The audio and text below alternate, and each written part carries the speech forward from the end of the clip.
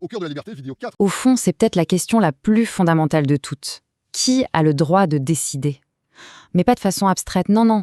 Qui a le droit de décider pour soi, de ses propres choix, de sa propre vie? C'est vraiment le cœur de la liberté. Et la réponse qu'on va explorer ensemble, elle est à la fois toute simple et assez radicale. Alors, on y vient. Qui a le pouvoir légitime de prendre des décisions? L'État? Peut-être la majorité?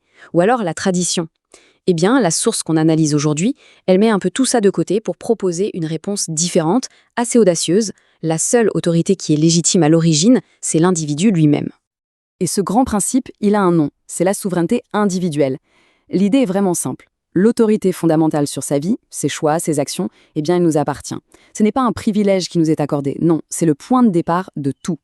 C'est une idée très forte quand on y pense. Chaque personne est la seule autorité légitime sur sa propre existence. D'accord. Mais est-ce que c'est juste une belle théorie philosophique?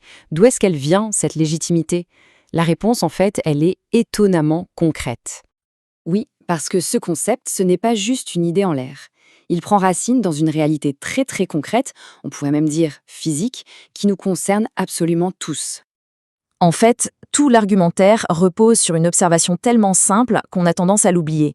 Une réalité que chacun d'entre nous expérimente à chaque seconde de son existence. Et voilà le cœur de l'argument. Mes pensées, ma volonté, mes décisions, tout ça, ça n'existe pas dans le vide. C'est incarné. Ma conscience, elle s'exprime à travers mon corps physique. C'est un seul et même système.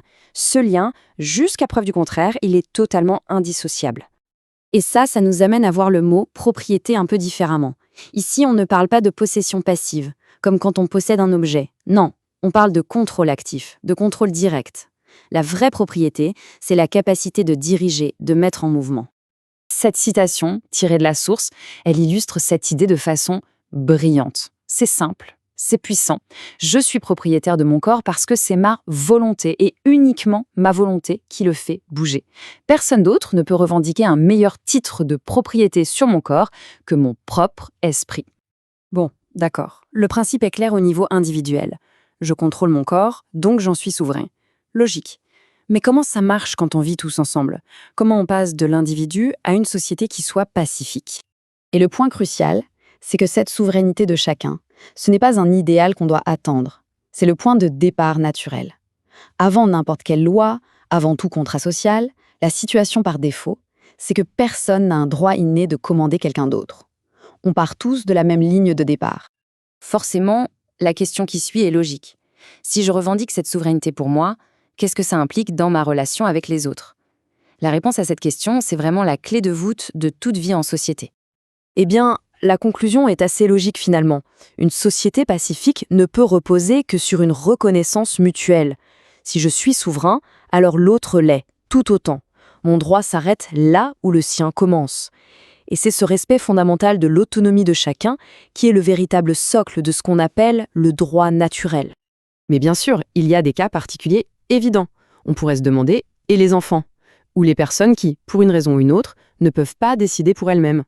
Ce qui est intéressant, c'est que la source explique que ces cas, loin de contredire la règle, viennent en fait la confirmer.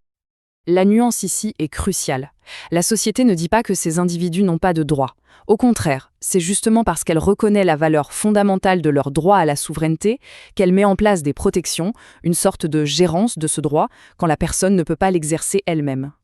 Pour le dire autrement, le simple fait que des systèmes comme la tutelle existent, c'est la preuve ultime. Ça montre que la société considère ce droit comme si fondamental qu'il ne peut pas être annulé. Il peut seulement être protégé et délégué temporairement. C'est un aménagement, ce n'est jamais une négation du droit.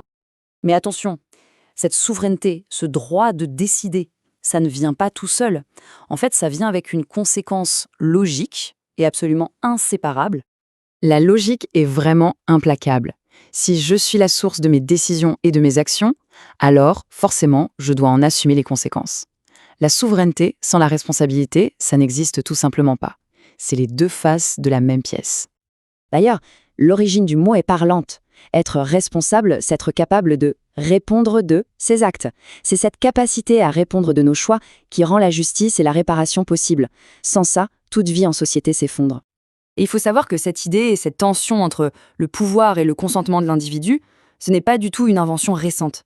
En réalité, ça s'inscrit dans une très longue histoire de la pensée politique. Pensez-y. Déjà au XVIe siècle, un penseur comme la Boétie expliquait que même le tyran le plus puissant ne tient son pouvoir que parce que le peuple accepte, volontairement ou non, de lui obéir. Et bien plus tard, au XXe siècle, Bertrand de Jouvenel montrait que même le pouvoir d'un roi n'était jamais absolu, mais qu'il était le fruit d'une négociation constante. Ce qui nous laisse avec cette question finale, une question un peu vertigineuse. Si à la base, la souveraineté est individuelle, et que tout pouvoir extérieur n'est finalement qu'une sorte de délégation ou de consentement, alors est-ce qu'un pouvoir n'existe vraiment que parce qu'on l'accepte? Ça change radicalement la façon de voir l'autorité, une réflexion qui mérite d'être méditée.